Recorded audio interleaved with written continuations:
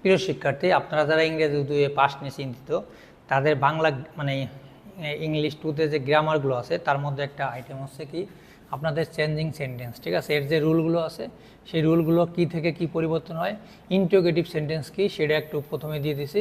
Interrogative sentence থেকে assertive কীভাবে, assertive থেকে নেগেটিভ কীভাবে, নেগেটিভ থেকে অ্যাসার্টিভ কীভাবে, অ্যাসার্টিভ থেকে ইম্পারেটিভ কীভাবে, এক্সক্লামেটরি থেকে অ্যাসার্টিভ কীভাবে, এরপরে সিম্পল থেকে কমপ্লেক্স। এখানে আমি কয়টা নিয়ম দিছি? মাত্র 13টা নিয়ম দিছি, 14টা নিয়ম দিছি, 15টা নিয়ম দিছি। ঠিক আছে, একেবারে সহজভাবে আমরা যে পরিবর্তনগুলো আমাদের পরীক্ষা আসে, যে অ্যাসার্টিভ থেকে ইন্টারোগেটিভ, অ্যাফার্মেটিভ থেকে নেগেটিভ, অ্যাসার্টিভ থেকে এক্সক্লামেটরি, পজিটিভ আছে কি পজিটিভ থেকে কম্পারেটিভ। ঠিক আছে, এইগুলো টোটালে যে পরিবর্তনগুলো আছে সেই পরিবর্তনগুলো আমি নিচে দিয়ে দিছি। ঠিক আছে, এই চেঞ্জিং সেন্টেন্স কীভাবে পরিবর্তন করে সেটাও আমি একটু দেখাই দিছি এখানে।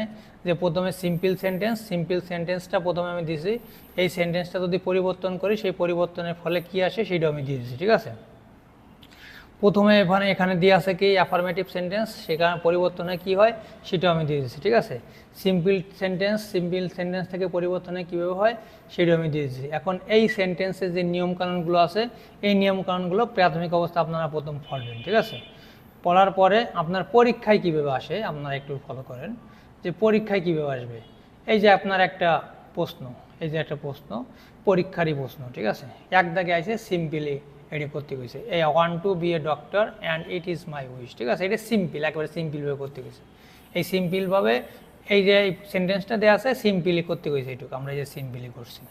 এটা আমাদের অ্যাফার্মেটিভই করতে গেছে, এটা যাতেই দেওয়া থাকুক আমরা অ্যাফার্মেটিভই করছি। ঠিক আছে, এখানে যাতেই দেওয়া থাকুক আমরা কিসে করছি, সিম্পলি করছি। তাহলে আমরা যে কোনো সেন্টেন্স আমরা সিম্পলি প্র্যাকটিস করার চেষ্টা করব। এখানে প্রত্যেকটা নিয়মকানুন পরীক্ষায় দেওয়া আছে, এখানে পরীক্ষায় যেগুলো আসবে সেগুলো আমরা দেওয়ার চেষ্টা করছি। আমার পরীক্ষায় যেরকম একটু আসবে আমি দেখি পরীক্ষায় কীরকম আসবে। এই যে প্রশ্নে থাকবে, এটা প্রশ্নে থাকবে যে change the following sentence as directed. ঠিক আছে, আমাদের এই সেন্টেন্সটা কমপ্লেক্সে করতে গেছে, এই সেন্টেন্সটা অ্যাফার্মেটিভে করতে বলছে, এই সেন্টেন্স সিম্পলি করতে, এটা অ্যাফার্মেটিভ করতে গেছে, এটা কমপ্লেক্সে করতে গেছে, এটা কমপ্লেক্সে করতে গেছে। ঠিক আছে, আচ্ছা এখন এই কমপ্লেক্সটা আমরা কীভাবে করব, এখানে আপনার উত্তর দেওয়া আছে। দেখেন, প্রথমে প্রশ্নগুলো দিছি, পরে উত্তর দেওয়ার চেষ্টা করছি। ঠিক আছে, আপনার এই যে প্রশ্ন প্রথমে দিছি, পরে আমরা উত্তর দিছি। আচ্ছা, আমরা প্রথমে এই যে উত্তরটা দিছি, এই যে এরকমভাবে কিন্তু আমরা পরীক্ষা হলে উত্তরটা লিখবো, যে আনসার দ্য কোশ্চেন নং 8 দাগ হলে 8 দাগ লিখবো, 7 দাগ হলে 7 দাগ লিখবো। ঠিক আছে, আমরা প্রত্যেকটা প্রশ্ন একেবারে সুন্দরভাবে উত্তর দেওয়ার চেষ্টা করছি। এই উত্তরগুলো আমরা ওই উপরের প্রশ্নে এরকমভাবে উত্তরগুলো লিখবো, প্রশ্ন লিখবো না, ডাইরেক্ট আমরা কী লিখবো, উত্তর লিখবো। অনেকে আছে কি প্রশ্নটুক প্রথমে লেখে এরপরে নিচে উত্তর লেখে, এরকমভাবে লিখলেও প্রথম প্রশ্নটুক লেখে পরে উত্তরটুক লেখে, এরকমভাবে। আর যদি কেউ ঝামেলা করতে না আসেন খালি উত্তর লিখবেন, কোনো সমস্যা নেই। ঠিক আছে, তাহলে আমাদের কিভাবে আমরা পরিবর্তন করব, বাক্য পরিবর্তন করব, আমরা এগুলো তো বাংলায় অবশ্যই শিখছি, বাক্যান্তর আমরা শিখছি না। এক বাক্য থেকে আমরা আর এক বাক্যে যদি পরিণত করি, তাহলে আমরা বাক্য আগে বাংলায় পরিবর্তন করা শিখি, পরে ইংলিশে কীভাবে পরিবর্তন হয় সেটা আমরা শিখবো। ঠিক আছে, এই বাক্য পরিবর্তন করতে হলে আগে বাক্য কত প্রকার জানতে হবে, বাক্য শ্রেণীবিভাগ জানতে হবে। ঠিক আছে, এবার শ্রেণীবিভাগ জানার পরে বাক্য পরিবর্তন বাংলায় কীভাবে করে সেটা জানবো, ইংলিশে কীভাবে করে আমরা সেই নিয়মকানুন আগে জানবো, নিয়মকানুন জানার পরে পরে আমরা অ্যাকশন করব। ঠিক আছে, আর সবগুলো কিন্তু বাক্য রূপান্তর বা পরিবর্তন কিন্তু অত সহজ বিষয় না, একটু কঠিন বিষয়। সব বাক্য আপনি পরিবর্তন যদি নাও করতে পারেন, যেগুলো কমন একেবারে সহজ সেইগুলো আপনারা আগে করার চেষ্টা করবেন। ঠিক আছে, একটা প্রশ্ন তৈরি করা যে আমার নাম রাজু, আমি বলছি কি আমার নাম কি রাজু, এটা সরল বাক্য যে আমার নাম রাজু।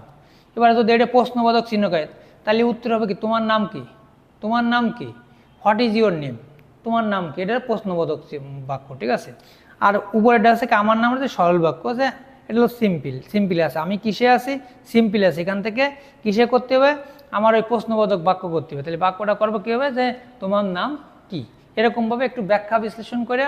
আর যদি আপনি আরও বিস্তারিত দেখতে চান অনলাইনে অ্যাভেলেবেল ক্লাস আছে, আগে ক্লাসটা দেখবেন, যে এখানে বাক্য পরিবর্তনের জন্য প্রথমে সংজ্ঞা দেবে, পরে সুন্দরভাবে 8টা-10টা ক্লাস দেখবেন। এক ক্লাসে 5 মিনিটে কি এইসব বিষয় আলোচনা করা সম্ভব? অনলাইনে যদি ক্লাস খুঁজে না পান আমারে বলেন, আমি ক্লাসগুলো আপনাদের দেওয়ার চেষ্টা করব। ঠিক আছে, আমার নিজের ক্লাস না, কারণ আমি তো অ্যাকাউন্টিং টিচার, আমি ইংলিশ ক্লাস কীভাবে করব? আমি সাধারণত আপনার রুলগুলো দিয়ে দিলাম, কীভাবে পরীক্ষা আসবে সেগুলো আমি শিখিয়ে দিলাম, বাকিগুলো আপনারা অনলাইন থেকে দেখে নেবেন। ধন্যবাদ সবাইকে। পরবর্তী ভিডিও পেতে আমার অনলাইন যে ইউটিউব চ্যানেলটা আছে আপনারা সাবস্ক্রাইব করে আমার পাশে থাকবেন। ধন্যবাদ।